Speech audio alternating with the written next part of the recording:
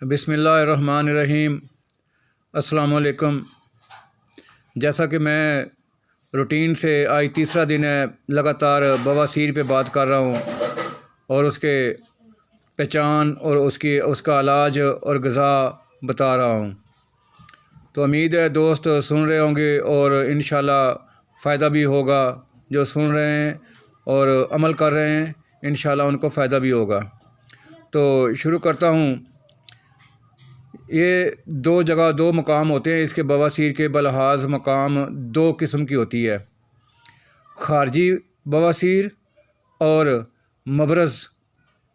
ये मबरज़ मुराद बड़े पखाने वाली जगह के किनारे उस जगह पे होती है, कभी अंदर होती है कभी बाहर होती है और कभी दोनों जगह पे होती है।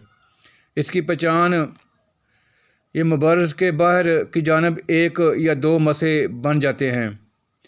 इनमें ख़ारिश और जलन हुआ करती है और कब्ज़ होने से और सर्द या सख्त चीज़ पर बैठने से इनमें वरम हो जाते हैं और सोजश हो जाती है और बीमार ना चल सकता है और ना फिर सकता है ना बैठ सकता है। रफ़ा हाजत के वक़्त दर्द के मारे मरीज़ परेशान हो जाता है, कभी कभी पेशाब भी बंद हो जाता है।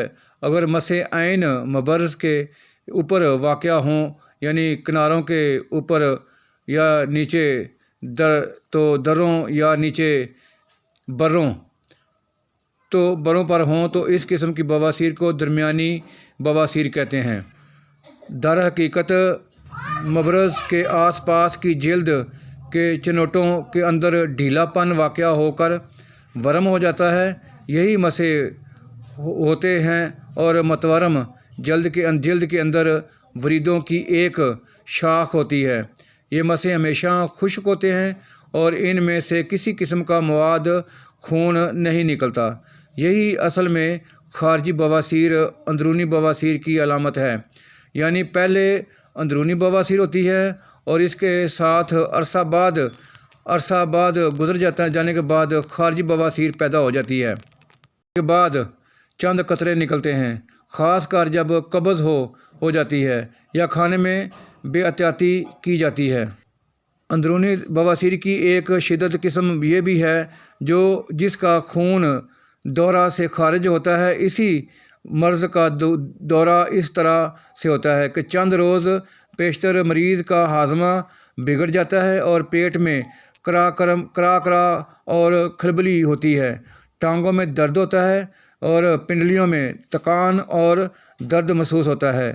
खुसूसन दर्द तेज़ चलने या सीढ़ी चढ़ने से ज़्यादा होता है और कभी कभी खफकान भी होता है और दिल बेतहाशा धड़कता है। रात को अच्छी तरह नींद नहीं आती। सोते हुए दफ्तरों ऐसा मालूम होता है कि हाथ पाँव या बदन का और कोई हिस्सा सुन्न हो गया है।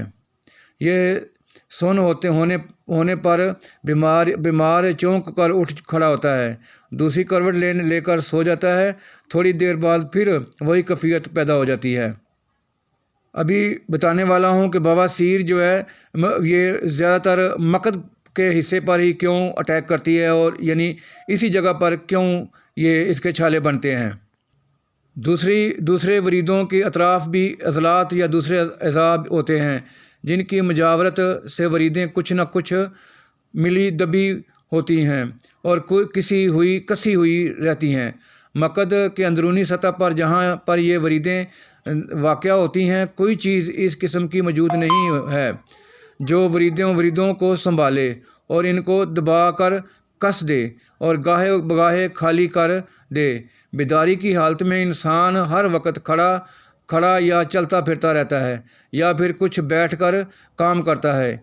इन दोनों सूरतों में मकद के अरूक के अंदर खून का रुख कशिश शकल की वजह से नीचे की तरफ होता है, जिसकी वजह से ये ज़्यादातर बवासीर जो है ये मकद के रास्ते ही ज़्यादा पैदा होती है। तो ये होती क्यों है? ये मुर्गन ग़िज़ाएँ खाने से, मिर्च मसाला तेज़ खाने से, अचार, शराब, बड़ा गोश्त खाने से ये ज़्यादा होती है। और आजकल जो ट्रेंड चला हुआ है कि जी फ़ास्ट फूड खाना है, फ़ास्ट फूड चेक करें जाकर बड़े बड़े ब्रांडों के पास कि वो कैसे बन रहा है और कि कौन कौन से मसाले इस्तेमाल हो रहे हैं और कौन कौन सा कुकिंग ऑयल इस्तेमाल हो रहा है।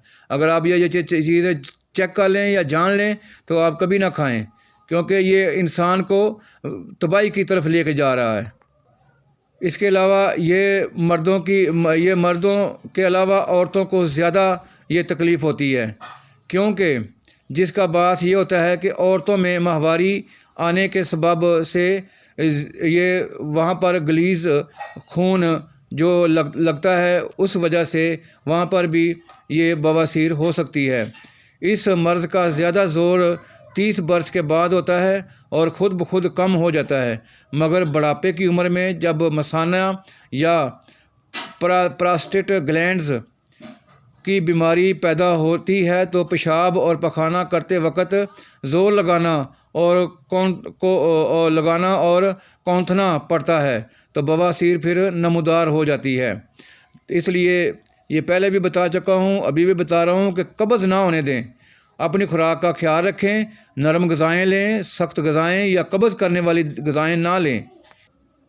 ये सारी तमहीद इसलिए बयान की गई है कि हम बवासीर की अलामात के मतलब अच्छी तरह जान सकें। हालत बवासीर में जो अलामात बयान की गई हैं, इनमें अमूमी अलामात ये भी हैं, जैसे मकज़ से मवाद का रिसना और मसों का होना। खुसूसी अलामात में मकद में दर्द, जलन और खून और रतूबत का इज़हार। इनके अलावा कब्ज़ की कैफियत, जज़वी अलामात में मसों की शक्ल व सूरत और मकद की हालत वगैरह शामिल है। तो उम्मीद है कि आप समझ गए होंगे इतनी तमहीद बांधने के बाद। बहरहाल इंशाल्लाह मैं ये पूरा हफ़्ता मैंने इसी पे बात करनी है। तो अभी नुस्खा नोट कर लें, नुस्खा देने वाला हूँ ताकि साथ साथ नुस्खा भी चलता रहे।